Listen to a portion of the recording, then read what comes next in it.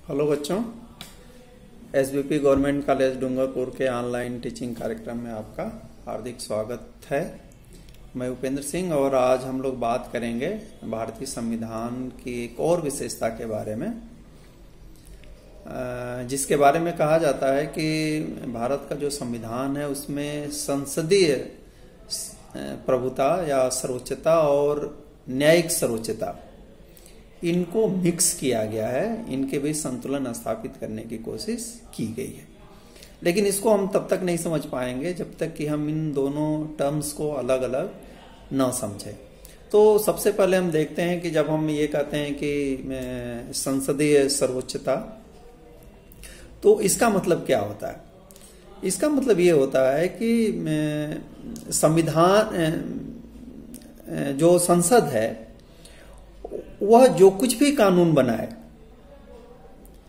उसको, उसके ऊपर कोई प्रश्न चिन्ह नहीं उठाया जा सकता, उसको न्यायपालिका खारिज नहीं कर सकती, अवैध घोषित नहीं कर सकती। फॉर एग्जाम्पल, आप ब्रिटेन में जाएंगे तो ब्रिटेन में संसदीय सर्वोच्चता, इसका मतलब ये है कि ब्रिटेन की पार्लियामेंट जो चाहे कानून बना सकती है और उस पे न्यायिक पुनरावलोकन का कोई प्रावधान ब्रिटेन में नहीं है। यदि वह जो स्टेब्लिश प्रोसेस है ब्रिटेन का, उस प्रोसेस को फॉलो करते हुए कोई कानून बन गया तो वह कानून वैध है।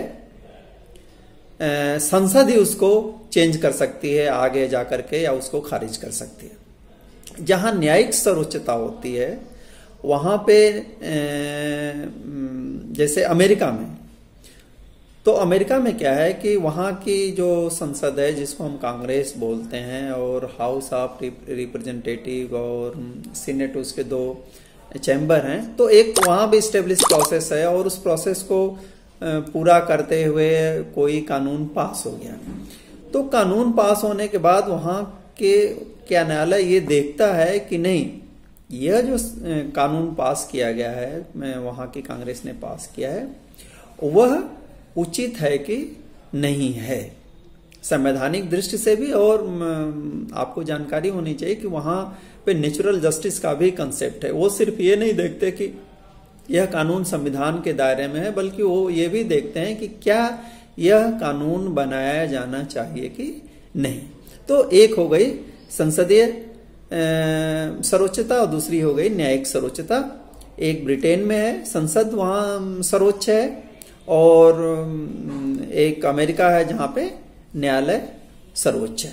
अब आते हैं भारत में, और हम क्या भारत के बारे में कह रहे हैं कि यहाँ पे संसदीय सर्वोच्चता और न्यायिक सर्वोच्चता का मिश्रण है। और मिश्रण कैसे हुआ?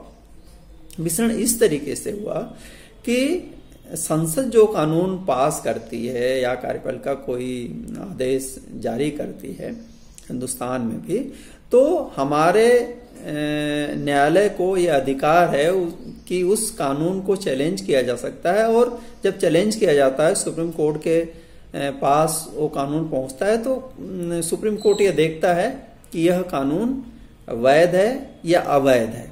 वैधता और अवैधता का सवाल जो तय होता है वह इस आधार पर तय होता है कि जो प्रोसेस एस्टेब्लिश बाय लॉ, यानी संविधान में जो प्रोसेस है कानून बनाने का, उस प्रोसेस को इन्होंने फॉलो किया है कि नहीं किया है। इन्होंने अपने अधिकार का अतिक्रमण तो नहीं किया है, इन्होंने अपनी जो प्रक्रिया स्थापित है उसका उल्लंघन तो नहीं किया। यदि सब कुछ सही है तो वह उसको एक्सेप्ट कर लेती है, मान लेती है कि वैध है। और यदि कहीं कोई कानून ऐसा है, जैसे बेसिक स्ट्रक्चर का हमारे यहाँ कंसेप्ट चलता है, तो बेसिक स्ट्रक्चर के खिलाफ है, तो वह यदि पूरा का पूरा कानून बेसिक स्ट्रक्चर के खिलाफ है तो पूरा का पूरा खारिज कर देती है, नहीं तो उसके उस अंश को खारिज कर देती है, अवैध घोषित कर देती है जो संविधान के प्रावधानों के खिलाफ हो। लेकिन इसके साथ साथ जब हम कहते हैं कि मिक्सचर है, तो इसका मतलब ये है कि मान लो कि संसद ने कोई कानून पास किया और सर्वोच्च न्यायालय ने उस पर कोई टिप्पणी की, या कोई ऐसी चीज आई किसी संविधान के प्रावधान के संबंध में जिसमें न्यायालय ने एक नया रास्ता बतलाया, नई एक्सप्लेनेशन की, तो संसद को यह अधिकार है कि वह उस न्यायालय के निर्देश को बदल दे। तो कहने का मतलब यह कि अंत में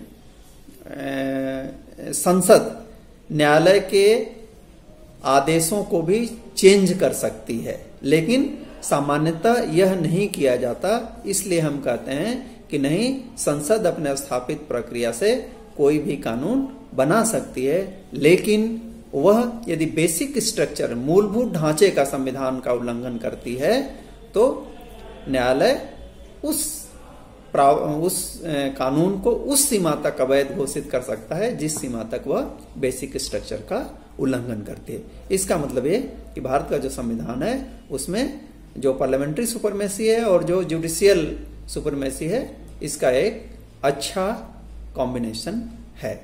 थैंक यू वेरी मच।